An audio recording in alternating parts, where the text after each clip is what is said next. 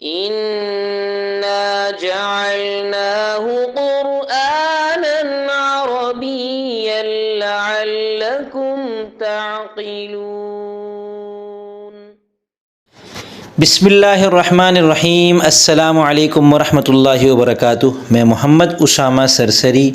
آسان قرآنی عربی کورس کا 7واں سبق ہے اور اس سبق میں ہم قرآن کریم کی سورہ فاتحہ کی آیت مبارکہ اعوذ باللہ من الشیطان الرجیم بسم اللہ الرحمن الرحیم اہدنا الصراط المستقیم کو سمجھیں گے اور اس کے تحت ہم جملہ فعلیہ کو اور اس کے لوازمات کو دیکھیں گے. اس آیت مبارکہ کا ترجمہ ہے ہمیں سیدھے راستے کی ہدایت عطا فرما.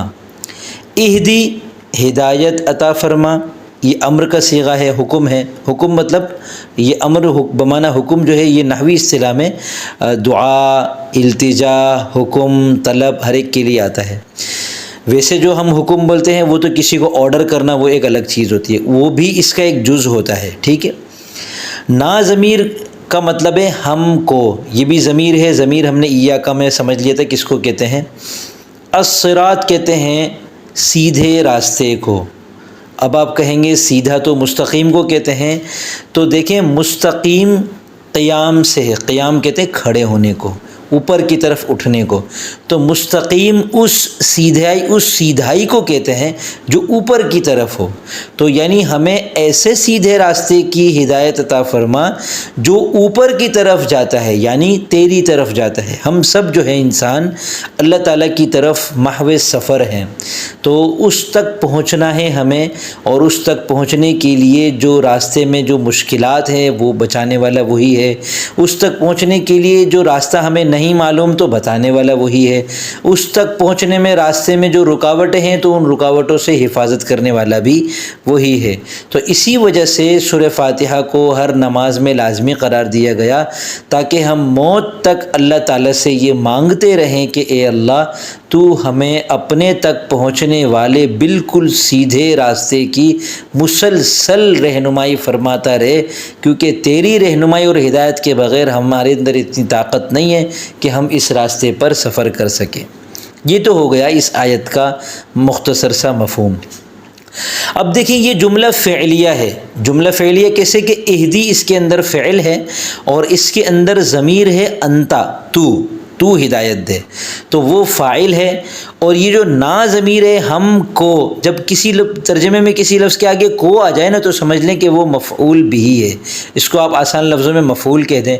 تو نا جو ہے وہ مفعول ہے. اب اہدی ہدایت دینا ایسی چیز ہے کہ جس کے دو مفعول ہوتے ہیں. اگر ہدایت دینے والے اللہ تعالیٰ ہیں تو اللہ تعالیٰ ہم کو ہدایت دیں گے اور سیدھے راستے کی ہدایت دیں گے، تو ہم اس کا مفعول اول ہیں اور سیدھا راستہ اس کا مفعول ثانی ہے. دو مفعول ہوتے ہیں. تو نا پہلا مفعول ہو گیا اور الصراط المستقیم موصوف صفت مل کر مرکب توصیفی ہو کر مفعول ثانی ہوا، یعنی دوسرا مفعول.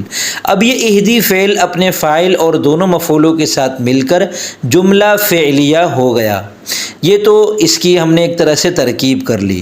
جملہ فعلیہ کس کو کہتے ہیں تو یاد رکھیں جملہ ہم نے پڑھ لیا تھا مکمل بات کو کہتے ہیں. اب اگر اس مکمل بات کے اندر جو بات ہے اگر وہ فعل ہے تو پھر اس کو جملہ فعلیہ کہتے ہیں. اب میں نے پہلے آپ کو بتایا تھا کہ جس کے بارے میں بات کی جا رہی ہے وہ اسم ہو، جو بات کی جا رہی ہے وہ بھی اسم ہو، تو اس کو جملہ اسمیہ کہتے ہیں. اور اس میں یہ ہوتا ہے کہ جو جس کے بارے میں بات کی جا رہی ہے وہ پہلے ذکر ہوتا ہے، اس کو پھر ہم نے مبتدا اور خبر سے یاد کیا تھا. جملہ فعلیہ میں جو بات کی جا رہی ہوتی ہے وہ فعل ہوتا ہے، جس کے بارے میں بات کی جا رہی ہوتی ہے وہ فاعل ہوتا ہے. اس کا فعل اور فاعل سے مل کر ہمیشہ جملہ فعلیہ بنتا ہے.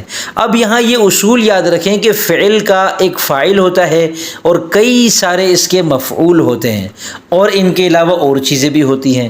تو جو فاعل ہوتا ہے وہ ہمیشہ مرفوع ہوتا ہے، اور جو مفعولات ہوتے ہیں اس کے مفعول بھی ہو جس پر فعل واقع ہو رہا ہے، مفعول فیہ ہو جس جگہ یا جس وقت میں فعل واقع ہو رہا ہے، مفعول لہو ہو جس کی خاطر یا جس کے لیے کر کے فعل واقع ہو رہا ہے، مفعول معہ ہو جس کے ساتھ مل کر فعل واقع ہو رہا ہے جس کے لیے واو آتا ہے. یا مفعول مطلق ہو، جس کو ہم انشاءاللہ بعد میں وقت آنے پر سمجھ لیں گے، تو یہ تمام مفعولات جو ہوتے ہیں فعل ان کو منصوب کر دیتا ہے۔ اب یہ مرفوع اور منصوب کیا ہوتے ہیں تو اس کو ہم انشاءاللہ تفصیل سے تو بعد میں سمجھیں گے۔ فی الحال آپ یہ سمجھ لیں کہ زیادہ تر الفاظ ایسے ہوتے ہیں کہ مرفوع ہونے کی صورت میں ان کے آخر میں پیش آ جاتا ہے، جیسے اللہ، یہ مرفوع ہے، اور اگر یہ منصوب ہوگا تو یہ ہوگا اللہ، منصوب ہونے کی حالت میں زبر آ جاتا ہے، مجرور ہونے کی حالت میں اس کی نیچے زیر آ جاتی ہے، اللہ، بسم اللہ، الرحمن الرحیم، یہ سب مجرور ہیں۔ تو یہ مرفوع منصوب اور مجرور کے زیادہ تر الفاظ جو ہیں وہ اس طرح ہوتے ہیں۔ اس کے علاوہ اور بھی صورتیں ہوتی ہیں جو انشاءاللہ ہم وقت کے ساتھ ساتھ سمجھیں گے۔ یہاں آپ کو اشکال ہو رہا ہوگا کہ اہدی کا فاعل ہم نے بنایا انتا کو، اب یہ انتو تو نہیں ہے، یہ تو انتا ہے۔ تو یہ یاد رکھیں کہ جو اسماء ایسے ہیں کہ جو مبنی ہوتے ہیں، یعنی ان کے آخر میں زبر زیر پیش یا واو الف یا کی کوئی تبدیلی واقع نہیں ہوتی، تو وہ پھر ایک ہی صورت میں رہتے ہیں، چاہے وہ فاعل بنے چاہے وہ مفعول بنے، وہ اپنی ایک ہی کنڈیشن میں رہتے ہیں۔ تو یہ انتا جو ہے یہ مبنی ہے، یہ مفعول، یہ اس کا فاعل ہے۔ نا ضمیر اس کا مفعول اول ہے، یہ بھی ضمیر ہے، ضمیریں ساری مبنی ہوتی ہیں تو یہ بھی مبنی ہے، لہذا یہ نا ہے، اس کے اوپر اس کے آخر میں الف ہے جو کہ ساکن ہے۔ آگے الصراط المستقیم، یہ دیکھیں یہ مفعول بھی ہے اور یہ منصوب ہو رہا ہے، اور اس کا منصوب ہونا آخر میں زبر کے ذریعے سے ہم کو پتہ چل رہا ہے۔